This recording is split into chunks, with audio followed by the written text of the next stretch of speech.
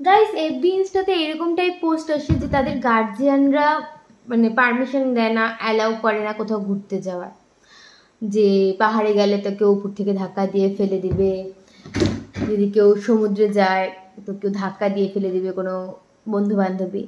But guys আমার গার্জিয়ানরা কেন এরকম করে না? আমার গার্জিয়ানরা আমাকে বাড়ির থেকে পারলে তাড়িয়ে দেয়, যা তুই ঘুরে আয়।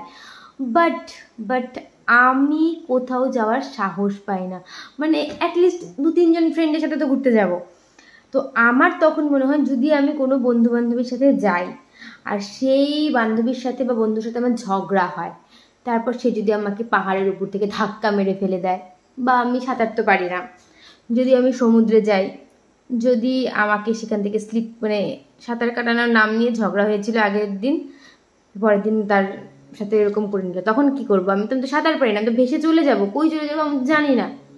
তার থেকে বড় কথা আমার মনে হয় যে আমি যে ট্রেনে করে যাব, যদি আমি ট্রেনের চাকার ওখানে আমার পা স্লিপ কেটে হাত স্লিপ কেটে কোনো কারণবশত আমি পড়ে যাই, আমার তো হাত পা কাটা যাবে, আমি তো পুরোটাই কাটা যেতে পারি।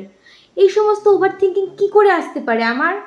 আমার তো আমার মা কাকিমার মতো ওভার থিঙ্কিং চলে এসছে, আমি কী করবো গাইস?